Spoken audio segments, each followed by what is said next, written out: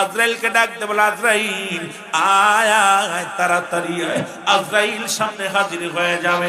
আজরাইল ডাকতে বলবে, রব্বুকে রব্বে কারীম, আমার তো মনে হয় ডিউটি শেষ হয়ে গেছে। তামাম পৃথিবীর মধ্যে যত মাখলুকাত ছিল সব শেষ। আমার আল্লাহ বলবে, আজরাইল এখন অবশিষ্ট আছে কি কি আমার একটু জানাও। বলে, রব্বুল আলামিন, আজরাইল, আমি আজরাইল, মিকাইল, ইসরাফিল আর মুসলমান শুনে নাও জিবরাইল, এই চারজন আর আপনি মোট পাঁচজন। আমার আল্লাহ কয়, আজরাইল রে, এই দুনিয়ার মধ্যে তুমি শুনে নাও, আমি হলাম স্রষ্টা।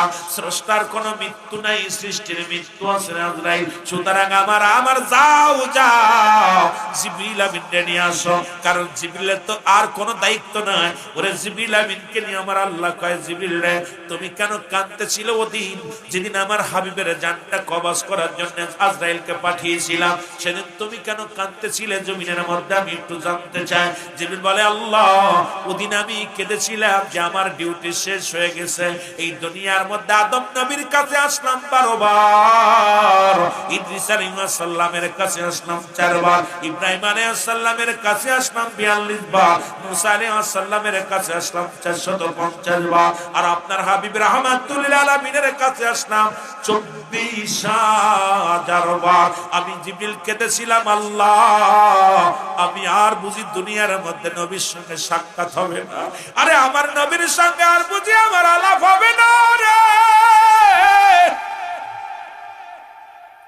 যেহেতু খাতামুন নবী, নবীজির শেষ, আমার নবী শেষ হয়ে গেছে। মুসলমান শুনে নাও, জিবরিল আর কোনদিন তোমার জমিনের মধ্যে কারোর কাছে ওহী নিয়ে যাওয়া লাগবে না। সুতরাং তোমার আয়ু শেষ। আজরাইলকে হুকুম দিবে, আজরাইল চলে যাও, জিবরিল আমিনের জানটা কবজ করো। জিবরিল আলাইহিস সালামের কাছে আজরাইল যখন চলে আসবে, সালাম দিবে, আসসালামু আলাইকুম জিবরিল। জিবরিল ওয়া আলাইকুম আসসালাম। ও ভাই আজরাইল, কিসের জন্য আসছো, আমার কাছে কেন আসছো?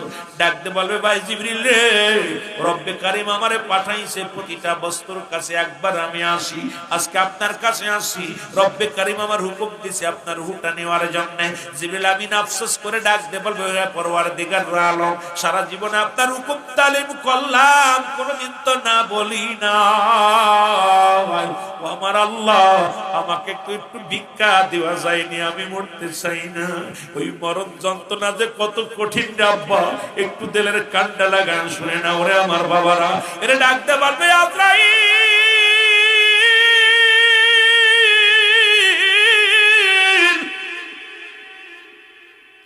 আমি একটু রব্বে কারীমের কাছে, আমার রব্বে কারীম যদি আমারে দয়া করে, ডাকতে পারবে, আমার আল্লাহ